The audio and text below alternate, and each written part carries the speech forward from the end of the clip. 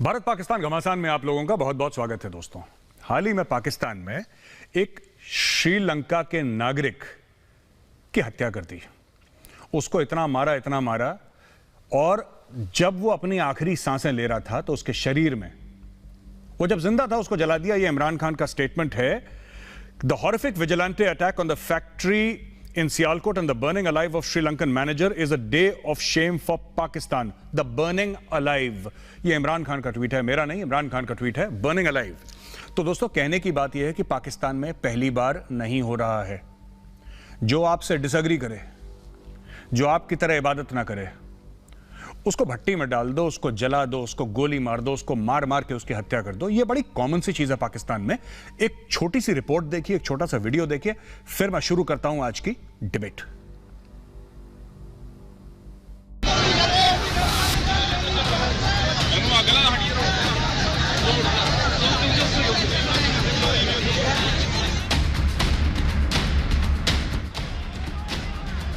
ये पाकिस्तान के सियालकोट की तस्वीरें हैं। ये तस्वीरें देखकर कोई भी आम इंसान विचलित हो जाए, लेकिन इन हैवानों को इससे कोई मतलब नहीं है। ये इमरान खान का नया पाकिस्तान है, जहां मानवता जल रही है। सियालकोट में शुक्रवार को एक श्रीलंकाई नागरिक की बेरहमी से पीट कर हत्या कर दी गई। यही नहीं, इसके बाद उसके शव को भी जला दिया गया। ये भी 20 सड़क पर हुआ। ऐसी तस्वीरें किसी भी सभ्य समाज और देश के लिए कलंक हैं, लेकिन पाकिस्तान में ये खुलेआम होता है।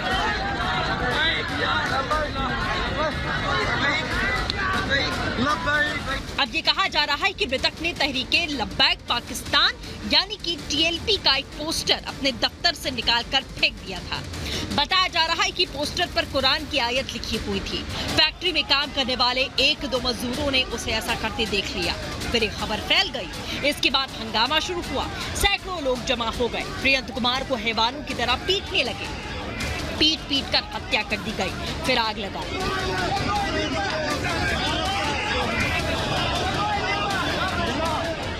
पाकिस्तान के पंजाब प्रांत की सरकार ने इस घटना की जांच के आदेश दे दिए हैं, लेकिन ये पाकिस्तान में ऐसा पहला मामला नहीं है। आए दिन यहाँ अल्पसंख्यकों पर हमले होते हैं। ईश निंदा के नाम पर लोगों की जान ले ली जाती है। 2010 में सियालकोट में इसी तरह की एक घटना सामने आई थी, जब गुस्साई भीड़ ने पुलिस की मौजूदगी में 2 भाइयों को डकैत घोषित करके पीट कर मार दिया था।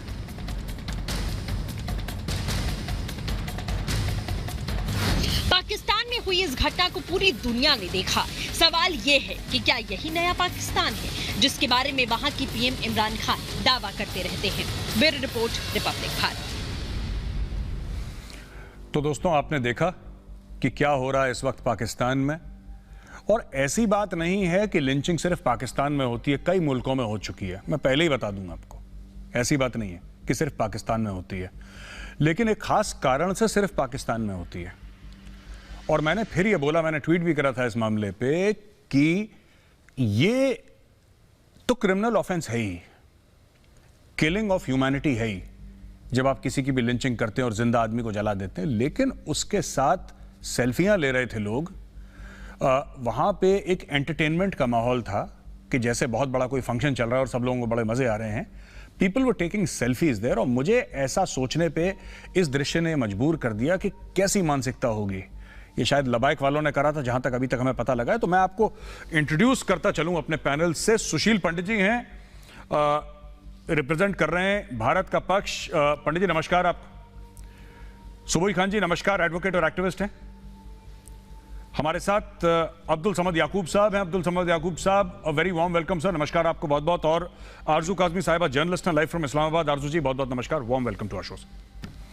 अच्छा, मैं सबसे पहले आरजू जी आपके पास जाता हूं और आपसे पूछता हूं मैं कि जैसा कि मैंने बोला कि लिंचिंग ऐसा नहीं है कि it is unique to Pakistan. Let me make it clear, America तक में हो चुकी है। तो मैं ये बोलूं कि नहीं सिर्फ पाकिस्तान में होती, ये बात गलत होगी। लेकिन ये कभी आसिया बीबी के पीछे पड़ जाते हैं, कभी सलमान तासीर को उसका बॉडीगार्ड खुद गोली मार देता है। ये मशाल खान एक लड़का था, 21, 22, 23 साल का होगा, जिसको वहां पे पेशावर में मार मार के उसी के क्लासमेट्स ने, यूनिवर्सिटी वाला जो वाकया था, उसी के क्लासमेट्स ने, उसी के साथ जो पढ़ते थे, उन लोगों ने उसके सर पे पत्थर मार मार के उसकी जान ले ली। फिर सियालकोट में ही कुछ समय पहले 2 भाइयों को मार दिया। और ऐसे अनगिनत केसेस हैं। एक आई थिंक ईसाई औरत थी जिसको भट्टी में डाल दिया। कोई पानी पी रहा था, वो किसी के और गिलास से उसने पानी पी लिया, उसको मार दिया। ये सब चीजें ऐसी क्यों हो रही हैं आरजू जी? जरा इस पे जरा रोशनी डालें आप।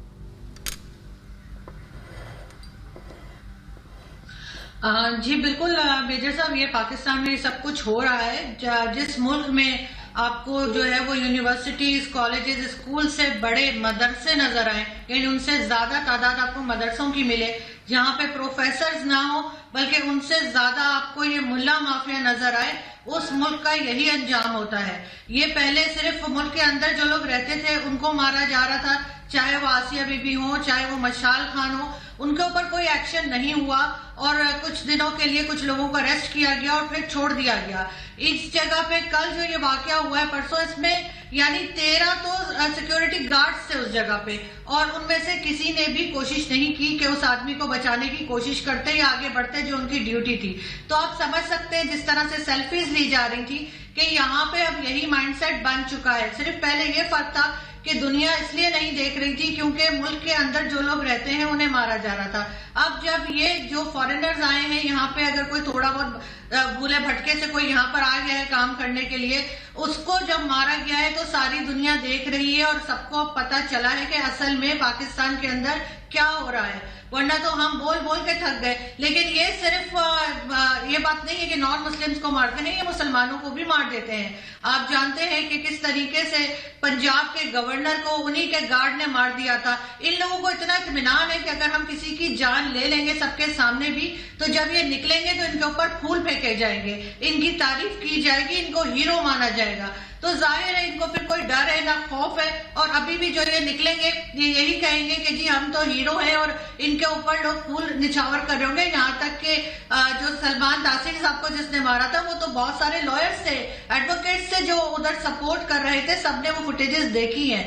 यहाँ पर हर किसी का यही माइंडसेट बन चुका है और ये एक तरह का लाइसेंस टू किल मिल गया है पाकिस्तान को, कि जिसको दिल करता है उसके ऊपर इल्जाम लगा के और मार देते हैं। और ये टीएलपी वालों के पोस्टर वो निकाल रहे थे, ये वही टीएलपी है जिसको अभी अभी जो है वो हमारे प्राइम मिनिस्टर ने जो है उनके नाम के आगे से बैड ऑर्गेनाइजेशन भी हटा दिया है। उनको कहा जा रहा है कि नेक्स्ट इलेक्शन में पंजाब में सीट्स भी दी जाएंगी। तो आप समझ सकते हैं किस तरह के लोग अब यहाँ पर अगली बार इलेक्शंस में आने वाले हैं, और इन्हीं का रोब है और इन्हीं का होल्ड है पूरे पाकिस्तान में। जी सुबुई खान, मैं आपसे आपने सुना कि आरजू जी ने क्या बोला। अब सुबुई जी, मैं आपके पास जाता हूं और मैं आपसे एक बात ये पूछना चाहता हूं कि तहरीक लबैक का एक पोस्टर था, उसमें कुछ रिलीजियस टेक्स्ट लिखा होगा। यह भी तो हो सकता है कि वो जो श्रीलंकन था जिसको मारा गया उसको नहीं आता होगा पढ़ना, हो सकता है उसको नहीं आया पढ़ना। अगर अरबी में लिखा होगा फिर भी एक बार उर्दू समझ ले, क्योंकि 5-7 साल से पाकिस्तान में था, लेकिन उसको अरबी नहीं आती होगी, वो नहीं समझ पाया होगा अरबी, उसको मार दिया। और जब जिंदा था, क्योंकि इमरान खान का ट्वीट यह कहता है कि बर्निंग अलाइव, इमरान खान कहते हैं बर्निंग अलाइव, कह रहे जिंदा जला दिया उसको। तो ये क्या माइंडसेट है सुबुई खान जी, क्या माइंडसेट है ये? जी देखिए मेजर गौरव, मैं सबसे पहले तो ये कहना चाहती हूं कि संवेदनाएं देने का भी ये समय नहीं है। पूरा विश्व देख रहा है कि 10,000 की भीड़ एक निहत्थे आदमी को ना ही सिर्फ मार रही है बल्कि जला रही है और सेल्फी ले रही है। तो ये साइकोपैथी की, मानसिक दिवालियेपन की ये पूरी स्टेजेस क्रॉस कर चुके हैं। आप तो चलिए बेनिफिट ऑफ डाउट भी दे रहे हैं कि हो सकता है उनको नहीं पता हो। मैं ये कहती हूं कि अगर उनको पता भी हो, अगर उन्होंने जानबूझकर भी किया, तो क्या एक किताब, क्या एक टेक्स्ट इतना इंपॉर्टेंट हो सकता है कि क्या आप किसी इंसान की जान ले लें, उसको जला दें? देखिए गौरव जी, आप किसी स्टेट के अगेंस्ट कोई क्राइम करें, स्टेट लॉज होती हैं उसको सजा देने के लिए। भगवान के या ईश्वर के या अल्लाह के खिलाफ अगर कोई गुनाह करता है तो किस इंसान को अधिकार है कि वो उसको सजा दे? क्या होती है ब्लास्फेमी, क्या होती है कुफ्र की सजा? मैं ये जानना चाहती हूं कि अधिकार किस इंसान के पास है। और अपने गिरबान में झांक कर देखे, क्या आपने कभी किसी की रिलीजियस फीलिंग्स हर्ट नहीं करी होंगी? किसी के ऊपर भी एक उंगली उठाते टाइम 3 उंगली हमारी तरफ उठती हैं गौरव जी। कभी आप गुस्ताखे रसूल पे लोगों को मार देते हैं, कभी आप कुरान की बेइज्जती करने पे लोगों को मार देते हैं। देखिए हम लोगों की समझ से परे की चीजें हैं ये, क्योंकि हम भारतीय हैं, हमारे श्री राम, श्री कृष्ण, भगवान शिव, कितनी बातें हम उनके खिलाफ सुनते हैं, लेकिन कभी भी तलवारें लेकर लोगों को मारते काटते नहीं है। ये मेरा सौभाग्य है कि मैं सुबुई खान होते हुए भारत में हूं, तो ये बात बोल भी पा रही हूं। मुझे तो अब आरजू काजमी के लिए फिक्र हो रही है कि उनका दुर्भाग्य है कि वो पाकिस्तान में बैठी हैं, तो सच बोलना भी इतना बड़ा गुनाह हो सकता है कि उनकी भी जान को वहां पर खतरा है। देखिए, जो मुल्क हमें समझना पड़ेगा, मानसिकता पे जाना पड़ेगा गौरव जी, वक्त का पहिया घूमता है। हमें रियासत मदीना और रियासत अयोध्या, मथुरा, काशी में अब फर्क समझ आ रहा है, पूरी दुनिया को समझ आ रहा है। जिस मुल्क की नींव ही पंथ के नाम पे नरसंहार करके रखी गई हो, 75 साल से जो मुल्क सिर्फ और सिर्फ युद्ध और आतंकवाद में झुका हुआ हो, उससे क्या उम्मीद करी जा सकती है। और अंत में अपनी बात ये बोल के कंक्लूड करूंगी कि जिसका आदि होता है उसका अंत अवश्य होता है। इंसानियत के लिए, पूरे विश्व के लिए इस मुल्क का खत्म हो जाना ही जरूरी है, क्योंकि इन्होंने एक जंगली जानवरों का भीड़तंत्र वहां पे खड़ा कर दिया है, जिसके अंदर रैशनैलिटी नहीं है, इंसानियत नहीं है, मानवीय गुण मर गए उन लोगों के अंदर। अपने आप को अल्लाह के ठेकेदार बनते हैं, क्या मुंह दिखाएंगे ये खुदा को जाकर? मैं तो ये सवाल करना चाहती हूं इनसे। शर्म आती है मुझे कि इस तरह का इस्लाम रिप्रेजेंट कर रहे हैं। जी, अब्दुल समद याकूब साहब, आपने सुना आरजू जी ने क्या बोला और फिर सुबुई जी ने क्या बोला। मैं आपसे एक सवाल पूछना चाहता हूं सर, एंड ये तनकीद करने वाला मामला नहीं है कि पाकिस्तान ऐसा, मैं यहां पे इसलिए नहीं बैठा। 57 कंट्रीज हैं sir which are part of the OIC, ठीक है।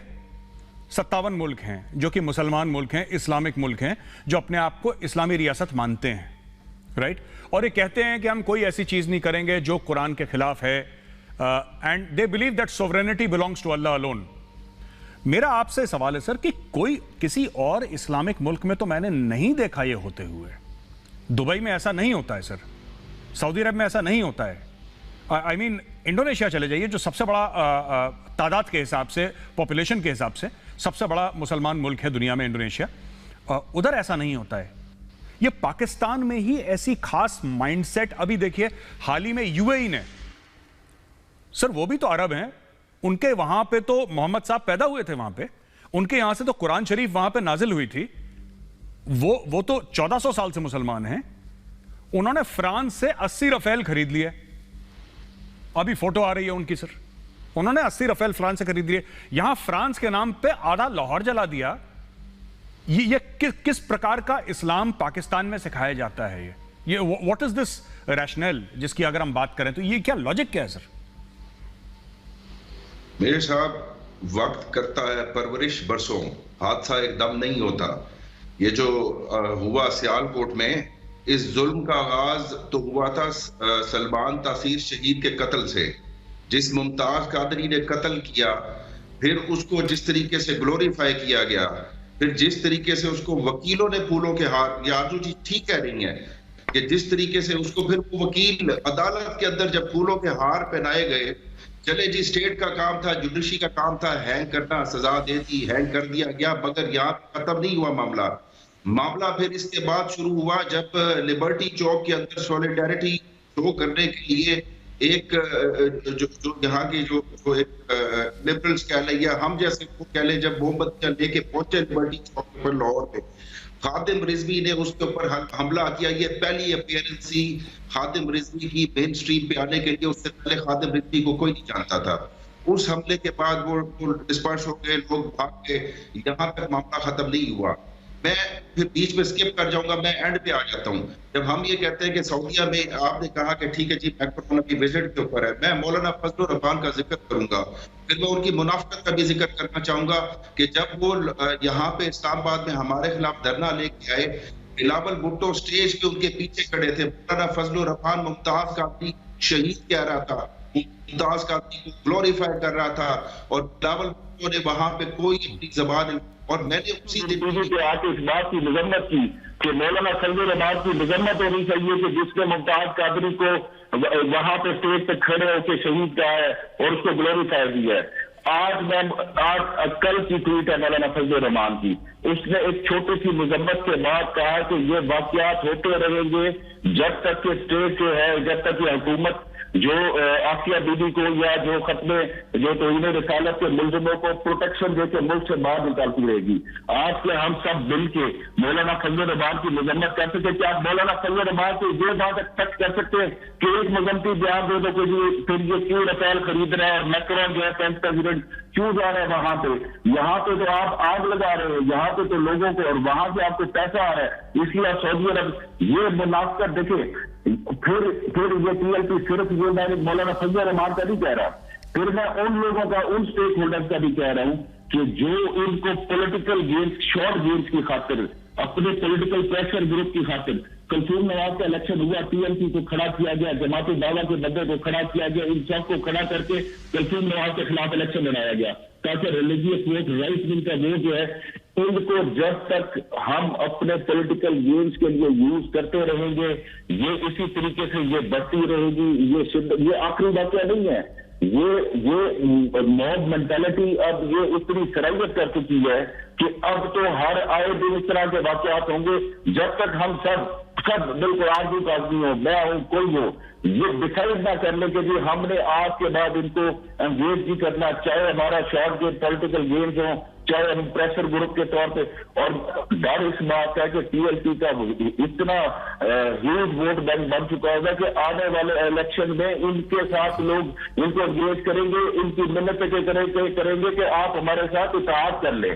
और फिर PTI का कसूर, मैं अपनी पार्टी का भी कसूर कहता हूं कि इनके साथ एक मुआहदा किया, एग्रीमेंट किया, पब्लिक नहीं किया गया। ये बैंड ऑर्गेनाइजेशन थी, इनको खत्म बैंड से निकाल के इनको मेन स्ट्रीम में ले आए और कुछ नहीं पता कि इनके साथ क्या मुआहदा किया गया। इसमें प्राइम मिनिस्टर का भी कसूर है कि जिसको पब्लिक नहीं किया गया उस मुआहदे को। बिल्कुल ठीक है। Thank you Abdul Samad. याकूब साहब, स्टूडियो में रिक्वेस्ट करूंगा जरा याकूब साहब का ऑडियो थोड़ा सा गड़बड़ आ रहा है, जरा इनको ऑडियो ठीक करिए। मैं पंडित जी के पास जाता हूं। पंडित जी, मैं पिछली सर्दियां हम लोग साथ में बैठे हुए थे आप ही के घर में, और आपने मुझे एक बड़ी यूनिक बात बताई जो मुझे इसी वक्त याद आई है। आपने बोला था कि जो कश्मीरी लैंग्वेज है उसमें वर्ड्स बदल दिए गए हैं। आपने कुछ ऐसी बात बताई थी मुझे कि जो कश्मीरी जबान है वो कश्मीरी जबान नहीं है जो आपने बचपन में कश्मीर में बोली थी। अब ये कश्मीरी जबान है जिसमें कुछ वर्ड्स का बिल्कुल, जिसको कहते हैं उर्दूआइजेशन ऑफ कश्मीरी हो गई है। मैं खुद गया था अनंतनाग में, और अनंतनाग में मैंने देखा, मैंने बोला कि जो उर्दू जो है, यहां पे उर्दू में वर्ड्स लिखे हुए थे, और ऐसा काफी जगह है। ये अच्छा, उर्दू अपने आप में बड़ी खूबसूरत जबान है, लेकिन उर्दू लखनऊ की है, उर्दू कश्मीर की नहीं है। उर्दू का जन्म उस एरिया से हुआ था, कश्मीर से नहीं हुआ था। मैं सिर्फ लखनऊ की बात नहीं कर रहा, लेकिन मैं कह रहा हूं कि उस एरिया से हुआ था उर्दू का जन्म, ये यूपी बिहार के एरिया से। कश्मीर, तो आपको क्या लगता है कि आउटसाइड इन्फ्लुएंसेस भी हैं सोसाइटी में जिसकी वजह से ऐसा हो रहा है?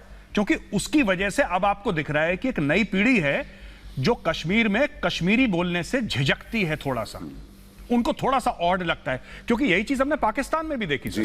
पाकिस्तान में अगर आप स्टेट असेंबली में जाएंगे तो वहां पे खिताब जो होता है उर्दू में होता है, जो सिंध असेंबली में खिताब होता है उर्दू में होता है, बलोचिस्तान में उर्दू में होता है, POK में जो भी खिताब होगा वो उर्दू में होगा सर, खैबर पख्तूनख्वा में उर्दू में होगा। लोकल लैंग्वेजेस मार दी गई। यही चीज कश्मीर के साथ नहीं करी थी? जी देखिए मेजर आर्या, ये शिनाख्त का बहरान है, ये एक आइडेंटिटी क्राइसिस है। उर्दू क्या है? हिंदी में अगर आप कुछ अरबी और फारसी की लफ्ज़ी जोड़ दें तो वो फिर उर्दू दिखाई देने लगती है। उसका ग्रामर हिंदी ही है, उसका सिंटैक्स हिंदी ही है, उसका पूरा जो हिसाब किताब है, स्ट्रक्चर, वो हिंदी ही है। लेकिन उसमें अल्फाज आपने अगर उर्दू और फारसी और अरबी के लगाने शुरू कर दिए, तुर्की के लगाने शुरू कर दिए, तो फिर वो उर्दू सुनाई पड़ने लगती है। और ये अपनी शिनाख्त से अगर आप मुतमईन नहीं हैं, आप कुछ और बनना दिखना चाहते हैं, तो वो उस तरह का कैरिकेचर हो जाता है जो कि जिसको उर्दू कहते हैं। बड़ी लज्जतदार जुबान है, लेकिन इसके जो अल्फाज हैं हिंदी पर थोप दिए गए हैं, और उससे एक नई हाइब्रिड लैंग्वेज पैदा हो गई है जिसको आपने लिपि यानी स्क्रिप्ट जो है नस्तालिक दे दी है। अब यही शिनाख्त का बहरान जो है वो पाकिस्तान को लीले जा रहा है। मैं हैरान हूं इन्होंने अपने मुल्क का कर क्या लिया है। मेजर आर्या, आपने ये तय पाया होगा और आरजू जी भी इसकी तस्दीक करेंगी कि पाकिस्तान में रोटी को लेकर, दाल को लेकर, फल और सब्जी को लेकर मुजाहरे नहीं होते हैं। वहां अच्छे दूध बच्चों के, मां बाप की दवाई और इलाज को लेकर मुजाहरे नहीं होते हैं। वहां लाखों की भीड़ जमा हो जाती है शौके शहादत पर, गुस्ताख रसूल पर। यह पागलपन और वहशियत का एक इंतहा है जो इस मुल्क में देखी जा रही है। हमने इन्हें आज 75 साल पहले अपना आधा मकान किराए पर क्या दे दिया, इन्होंने तो उसे जंगल बना दिया है। ये वक्त आ गया है कि इनको नोटिस दिया जाए कि चले जाएं उसी सहरा में जहां के कबीलों से इन्होंने ये वहशत सीखी है, ये कत्ल गारत सीखी है। ये हमारे पड़ोस में रहने लायक नहीं रहे हैं साहब। मुझे हैरानी होती है, ये वही सियालकोट है, वही सरगोधा है जहां से मेरे पड़ोसियों के मां बाप आए थे। आज तक याद करते हैं वो। जी जी जी पंडित जी, जी आरजू काज़मी साहिबा, आपने सुना सुशील पंडित जी ने क्या बोला। मैं आपसे कुछ और पूछना चाह रहा हूं। ये साद रिजवी है, यह मौलाना फजल रहमान है, जो वहां पे बड़े बड़े प्रोग्राम्स करते हैं, 10 लाख लोग सड़क पे आ जाते हैं। ये आते कहां से हैं लोग? मैं ये जानना चाह रहा हूं, क्योंकि ये लोग आते हैं अचानक बोला कि गुस्ताख रसूल की एक ही सजा सर तन से जुदा, 10 लाख लोग सड़क पे आ गए। ठीक है जी, गुजरावाला से मार्च करेंगे हम लोग, सीधा इस्लामाबाद पहुंचेंगे, ठीक हो गया। लाहौर से जाएंगे इस्लामाबाद पहुंच जाएंगे, ठीक हो गया, कोई दिक्कत नहीं है, राइट। अचानक ये गायब हो जाते हैं, अचानक गायब हो जाते हैं। अचानक एक दिन 3 महीने के बाद सवेरे फिर से प्रकट हो जाते हैं। मतलब ये आप मुझे समझाइए as a Pakistani, how is it feasible, physically feasible and possible 1 million people in the morning एक डिसिप्लिन तरीके से अचानक चलना शुरू हो जाते हैं? ये बात क्या है? देखिए मेजर साहब, इन लोगों को बहुत ज्यादा फंडिंग होती है और यहाँ के जो बिजनेस कम्युनिटी है वो भी फंड करती है, एस्टैब्लिशमेंट भी पैसे देती है। और जब इनको जरूरत होती है किसी गवर्नमेंट को डराने की, धमकाने की या किसी भी तरह की कोई काम करवाने की, ये इन लोगों को भेज देते हैं। अगर ऐसा ना होता तो हर बार हमारे पास ये पिक्चर्स ना होती जिसमें फौजी इनको लिफाफे दे रहे हैं। पहले इनको पैसे दिए गए, 1000 रुपए दिए इनको 2017 में जब ये आए थे, तब ये लेके चले गए। फिर दोबारा आए ये, फिर हमारे फौजी इनको जो है एनवेलप्स देते हुए नजर आए और वो पिक्चर्स सामने है सबके।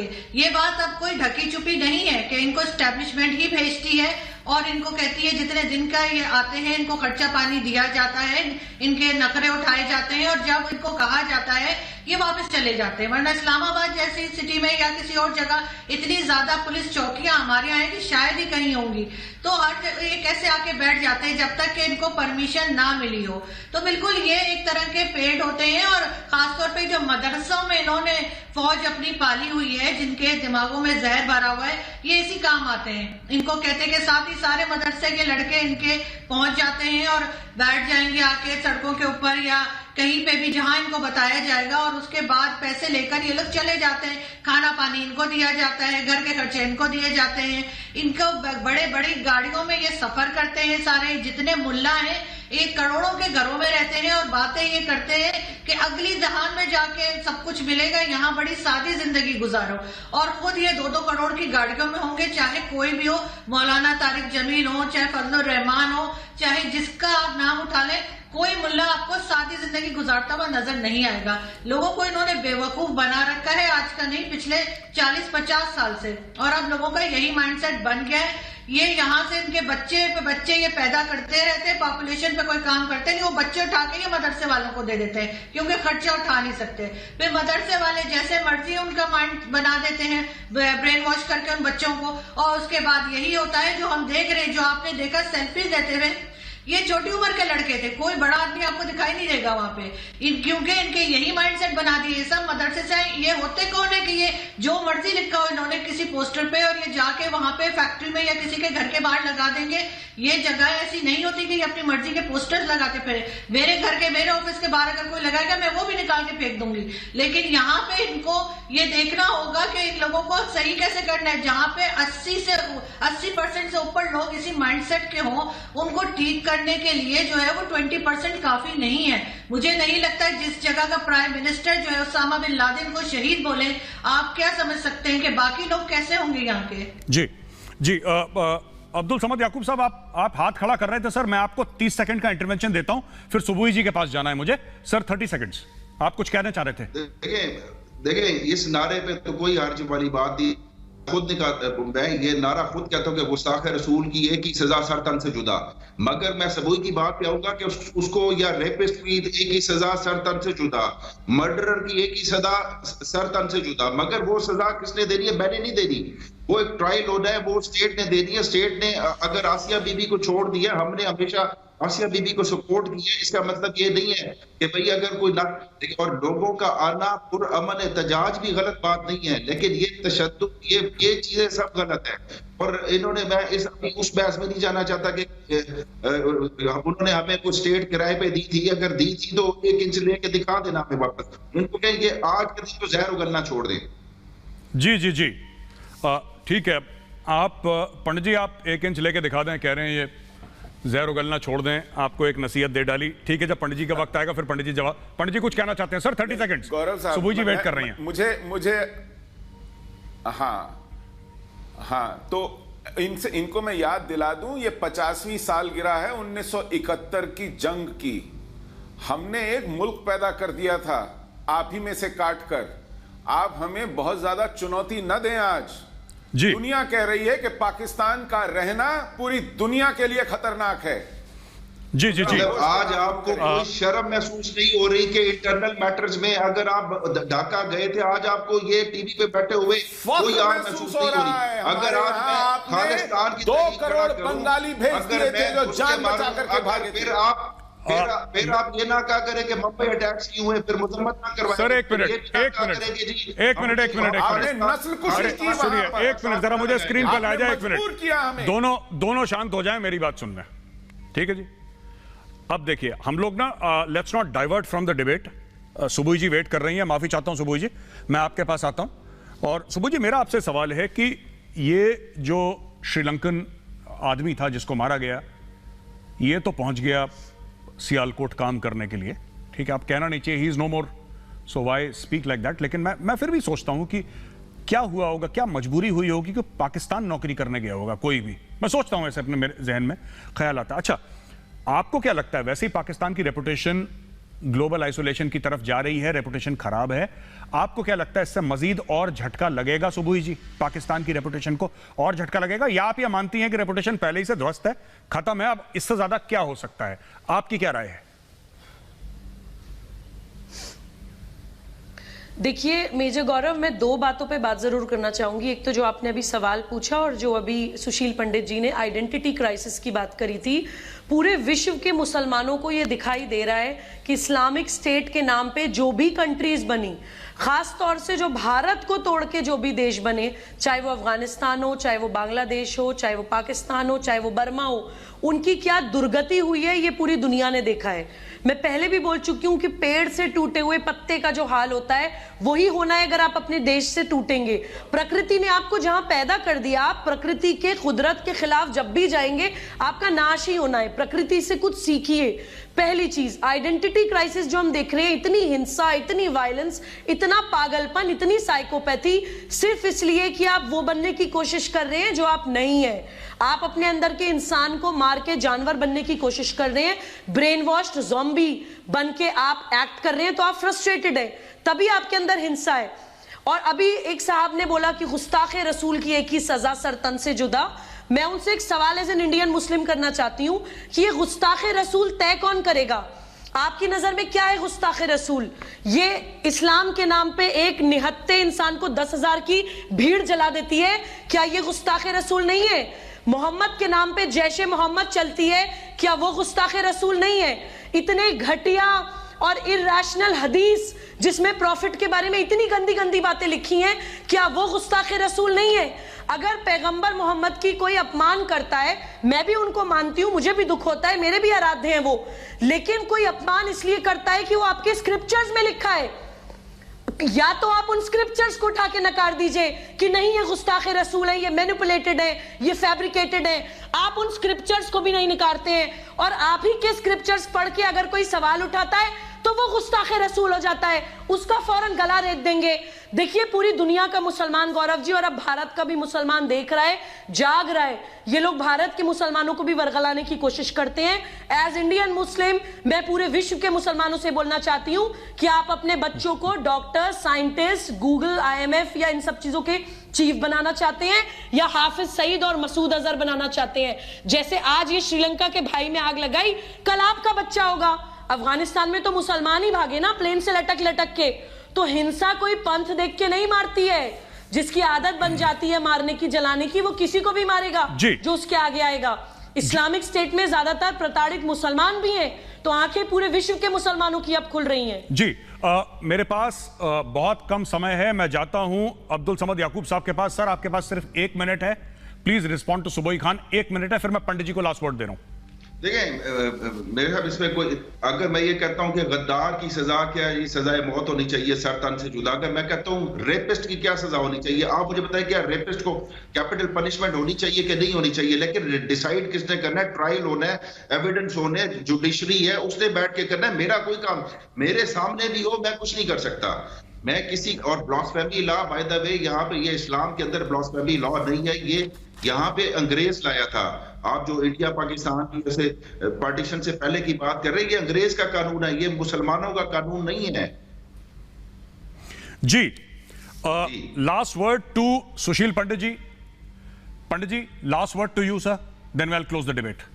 जी जी बहुत शुक्रिया। मैं बड़ी दिलचस्पी से सुन रहा था कि ये अंग्रेजों का कानून है। अच्छा साहब छोड़िए, मुमताज कादरी अब मजम्मत और तनकीद से आगे चला गया है, उसके लिए वहां मजार और मकबरा बन रहा है।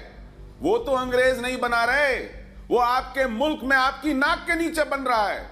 सलमान तासीर के लिए कोई मजार नहीं है, लेकिन मुमताज कादरी के लिए मजार है।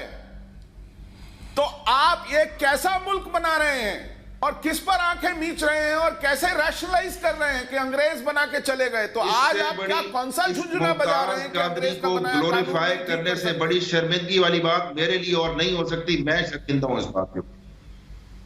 जी उन्होंने कह दिया, पंडित जी उन्होंने कह दिया कि इससे बड़ी शर्मिंदगी की बात नहीं हो सकती कि मुमताज कादरी को ग्लोरीफाई करा जा रहा है, उसका मकबरा बन रहा है। जिस आदमी ने कत्ल करा एक इनोसेंट आदमी का, उसको इतना ग्लोरीफाई करा जा रहा है। देखिए डिबेट क्लोज करते हुए 2-3 बातें कहना चाहता हूं कि हम लोग इरेशनल हो जाते हैं। जैसे कि मेरा पर्सनल पॉइंट ऑफ व्यू ये है, मैं ये कहता हूं कि ठीक है हिंदुस्तान में अगर कोई भी हमारे देवी देवताओं के खिलाफ कुछ होता है, तो कुछ बोलता है, पब्लिकली कुछ बोलता है, तो ज्यादा ज्यादा क्या होता है कि उसकी कॉमेडी शो कैंसिल हो जाती है। पर कोई घर पे नहीं गया उसको तलवार से मारने के लिए। ये हो सकता है यहां पे इंडिया में, और ठीक है सबके अपनी अपनी राय है। हम लोग इरेशनल डिसीजंस कभी कभी ले लेते हैं। मेरा इरेशनल डिसीजन ये है कि हाँ मैं भी मानता हूं कि जिसने रेप करा है सर तन से जुदा, उसको फिर वो तेलंगाना पुलिस वाला मामला उसके साथ सीधे सीधा हो जाना चाहिए। लेकिन the prerogative of violence belongs to the state. End में मैं यही कहना चाहता हूं कि जो भी वायलेंस होगा वो स्टेट करेगा। इंडिविजुअल्स को कोई हक नहीं बनता आप किसी को जला दें। कोई भी मुकद्दस चीज लगी हो, आपने किसी को नहीं समझ में आया, समझ भी आया, जैसे सुबोई जी ने बोला समझ भी आया, तो किसका हक बनता है कि 10,000 की भीड़ इकट्ठा हो जाए वहां पे और उस बंदे को जिंदा जला दे? I think this is something that needs to be universally condemned. और पाकिस्तान को भी गिरेबान में झांक के देखना पड़ेगा कि वो पूरा मुल्क किस डायरेक्शन में जा रहा है, क्योंकि 57 मुस्लिम कंट्रीज हैं OIC की, और आपको ये सब चीजें कहीं दिखाई नहीं देंगी, सिर्फ पाकिस्तान की। बहुत बहुत धन्यवाद दोस्तों भारत पाकिस्तान घमासान में शरीक होने का। मैं मिलूंगा अगले हफ्ते एक और मजेदार और धमाकेदार डिबेट के साथ। मेरी तरफ से आप सबको जय हिंद।